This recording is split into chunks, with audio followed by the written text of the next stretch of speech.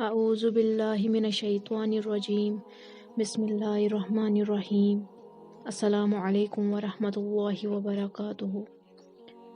صحیح بخاری حدیث نمبر 3۔ حضرت عائشہ رضی اللہ تعالی عنہا فرماتی ہیں، نبی کریم صلی اللہ علیہ وآلہ وسلم پر وحی کا ابتدائی دور اچھے سچے پاکیزہ خوابوں سے شروع ہوا۔ آپ صلی اللہ علیہ وآلہ وسلم خواب میں جو کچھ دیکھتے وہ صبح کی روشنی کی طرح صحیح اور سچا ثابت ہوتا۔ پھر من جانب قدرت آپ صلی اللہ علیہ وآلہ وسلم تنہائی پسند ہو گئے اور آپ صلی اللہ علیہ وآلہ وسلم نے غار حرا میں خلوت نشینی اختیار فرمائی اور کئی دن رات وہاں مسلسل عبادت اور یاد الہی ذکر و فکر میں مشغول رہتے۔ جب تک گھر آنے کو دل نہ چاہتا توشہ ہمراہ لیے ہوئے وہاں رہتے۔ توشہ ختم ہونے پر ہی اہلیہ محترمہ خدیجہ رضی اللہ تعالی عنہا کے پاس تشریف لاتے اور کچھ توشہ ہمراہ لے کر پھر وہاں جا کر تنہا ہو جاتے۔ یہی طریقہ جاری رہا یہاں تک کہ آپ صلی اللہ علیہ وآلہ وسلم پر حق منکشف ہو گیا اور آپ صلی اللہ علیہ وآلہ وسلم غار حرا ہی میں قیام پذیر تھے کہ اچانک جبرائیل علیہ السلام آپ صلی اللہ علیہ وآلہ وسلم کے پاس حاضر ہوئے اور کہنے لگے کہ اے محمد پڑھو۔ آپ صلی اللہ علیہ وآلہ وسلم فرماتے ہیں کہ میں نے کہا کہ میں پڑھنا نہیں جانتا۔ آپ صلی اللہ علیہ وآلہ وسلم فرماتے ہیں کہ فرشتے نے مجھے اس قدر زور سے پکڑا کہ میری طاقت جواب دے گئی۔ پھر مجھے چھوڑ کر کہا کہ پڑھو۔ میں نے پھر سے وہی جواب دیا کہ میں پڑھا ہوا نہیں ہوں۔ فرشتے نے مجھ کو نہایت ہی زور سے پھر پکڑا، مجھے سخت تکلیف محسوس ہوئی۔ پھر اس نے کہا کہ پڑھو۔ میں نے کہا کہ میں پڑھا ہوا نہیں ہوں۔ تیسری بار مجھ کو پھر سے زور سے پکڑا، پھر چھوڑ دیا اور کہنے لگا کہ پڑھو اپنے رب کے نام کی مدد سے جس نے پیدا کیا اور انسان کو خون کے لوتھڑے سے پیدا کیا۔ پڑھو اور آپ کا رب بہت ہی مہربانیاں کرنے والا ہے۔ بس یہی آیتیں آپ صلی اللہ علیہ وآلہ وسلم جبرائیل امین علیہ السلام سے سن کر اس حال میں غار حرا سے واپس ہوئے کہ آپ صلی اللہ علیہ وآلہ وسلم کا دل اس انوکھے واقعے سے کانپ رہا تھا۔ آپ صلی اللہ علیہ وآلہ وسلم خدیجہ رضی اللہ تعالی عنہا کے پاس تشریف لائے اور فرمایا کہ مجھے کمبل اڑا دو۔ آپ صلی اللہ علیہ وآلہ وسلم کو کمبل اڑا دی گئی۔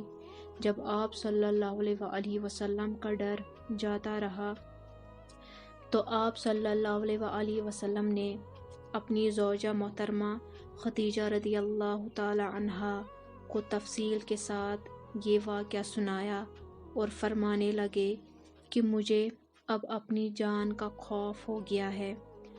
آپ صلی اللہ علیہ وآلہ وسلم کی اہلیہ محترمہ خدیجہ رضی اللہ تعالی عنہا نے آپ صلی اللہ علیہ وآلہ وسلم کو کہا کہ آپ کا خیال صحیح نہیں ہے۔ اللہ کی قسم آپ کو اللہ کبھی رسوا نہیں کریں گے۔ آپ تو اچھے اخلاق کے مالک ہیں، بے کسوں کا بوجھ اپنے سر پر رکھ لیتے ہیں، مفلسوں کے لیے آپ کماتے ہیں، مہمان نوازی میں آپ بے مثال ہیں اور مشکل وقت میں آپ امر حق کا ساتھ دیتے ہیں۔ ایسے اوصاف حسنہ والا انسان یوں بے وقت ذلت و خواری کی موت نہیں پا سکتا۔ پھر مزید تسلی کے لیے خدیجہ رضی اللہ تعالی عنہا آپ صلی اللہ علیہ وآلہ وسلم کو ورقہ بن نوفل کے پاس لے گئیں جو ان کے چچا زاد بھائی تھے اور زمانہ جاہلیت میں نصرانی مذہب اختیار کر چکے تھے اور عبرانی زبان کے کاتب تھے۔ چنانچہ انجیل کو بھی حسب منشائی خداوندی عبرانی زبان میں لکھا کرتے تھے، یعنی انجیل سریانی زبان میں نازل ہوئی تھی، پھر اس کا ترجمہ عبرانی زبان میں ہوا۔ ورقہ بن نوفل اسی کو لکھتے تھے۔ ورقہ بن نوفل بہت بوڑھے ہو گئے تھے، یہاں تک کہ ان کی بینائی بھی رخصت ہو چکی تھی۔ خدیجہ رضی اللہ تعالی عنہا نے ان کے سامنے آپ صلی اللہ علیہ وآلہ وسلم کے حالات بیان کیے اور کہا کہ اے چچا زاد بھائی، اپنے بھتیجے محمد صلی اللہ علیہ وآلہ وسلم کی زبانی ذرا ان کی کیفیت سن لیجئے۔ وہ بولے کہ بھتیجے، آپ نے جو کچھ دیکھا ہے اس کی تفصیل سناؤ۔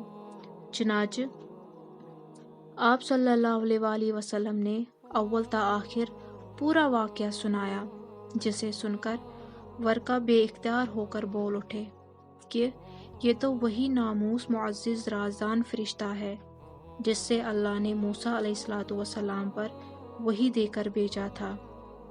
کاش میں آپ کے اس عہد نبوت کے شروع ہونے پر جوان عمر ہوتا، کاش میں اس وقت تک زندہ رہتا جب کہ آپ کی قوم آپ کو اس شہر سے نکال دے گی۔ آپ صلی اللہ علیہ وآلہ وسلم نے یہ سن کر تعجب سے پوچھا کہ کیا وہ لوگ مجھے نکال دیں گے، حالانکہ میں تو ان میں سے صادق و امین و مقبول ہوں؟ ورقہ بولے، ہاں یہ سب کچھ سچ ہے، مگر جو شخص بھی آپ کی طرح امر حق لے کر آیا، لوگ اس کے دشمن ہو گئے۔ اگر مجھے آپ کی نبوت کا وہ زمانہ مل جائے تو میں آپ کی پوری مدد کروں گا، مگر ورقہ کچھ دنوں میں ہی انتقال کر گئے۔ پھر کچھ عرصہ تک وحی کی آمد موقوف رہی۔ جابر بن عبداللہ انصاری رضی اللہ تعالی عنہ بیان کرتے ہیں کہ وحی کے واقعے کے بارے میں بیان کرتے ہوئے رسول اللہ صلی اللہ علیہ وآلہ وسلم کی تقدیر بیان کرتے ہوئے کہا کہ میں چل رہا تھا کہ اچانک میں نے آسمان سے ایک آواز سنی۔ میں نے نظر اٹھا کر دیکھا، وہی فرشتہ جس نے غار حرا میں آسمان و زمین کے درمیان ایک کرسی پر بیٹھ کر میری عیادت کی تھی۔ میں اس سے ڈر گیا اور گھر واپس آیا اور کہا کہ مجھے کمبل میں لپیٹ دو۔ پھر اللہ تعالیٰ نے درج ذیل آیات نازل فرمائی: القرآن، اے محمد صلی اللہ علیہ وآلہ وسلم، کپڑوں میں لپٹے اٹھو اور خبردار کرو لوگوں کو عذاب الہی سے، بتوں کو چھوڑ دو اور باقاعدگی سے